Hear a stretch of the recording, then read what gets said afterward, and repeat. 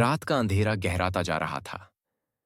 बारिश की बूंदें खिड़की पर थपथपाकर रहस्यमयी ध्वनि पैदा कर रही थीं।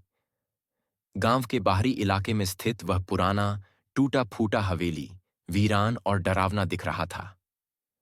लोगों ने कई बार चेतावनी दी थी कि इस हवेली के पास भी मत जाना, पर एक रात विजय ने दोस्तों के साथ वहां जाने का निर्णय कर लिया। विजय के साथ उसके 3 दोस्त अजय, रघु और मोहन भी थे। सबने सोचा कि बस थोड़ी मस्ती करेंगे और लौट आएंगे। जब वे हवेली के करीब पहुंचे तो एक ठंडी हवा का झोंका उनके शरीर में कंपी पैदा कर गया। जैसे ही उन्होंने भारी दरवाजे को धकेला, वह खुद ब खुद चरमराकर खुल गया। अंदर घुप अंधेरा था। सबने अपने टॉर्च जलाए और धीरे धीरे अंदर कदम रखा। हवेली के अंदर की दीवारों पर जाले लगे हुए थे और फर्श पर धूल की मोटी परत जमी हुई थी। लेकिन जैसे ही वे थोड़ा आगे बढ़े, अचानक हवा में एक अजीब सी गंध फैलने लगी, सड़ी हुई, जैसे किसी चीज के सड़ने की। रघु ने डरते डरते कहा, यार, वापस चलते हैं, यहां कुछ सही नहीं लग रहा।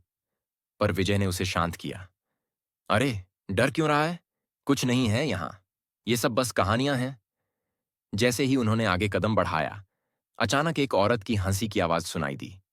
सबकी टॉर्च बंद हो गई और हर तरफ अंधेरा ही अंधेरा था। वे बुरी तरह घबरा गए। चारों ने इधर उधर भागने की कोशिश की, पर उन्हें रास्ता नहीं मिल रहा था। तभी अचानक उनके सामने एक सफेद साड़ी में लिपटी औरत की परछाई दिखाई दी। उस औरत का चेहरा बेहद डरावना था, बिल्कुल सफेद, आंखों में अजीब सी चमक और होंठ खून से लाल। विजय ने कांपते हुए पूछा, "क- कौन हो तुम?"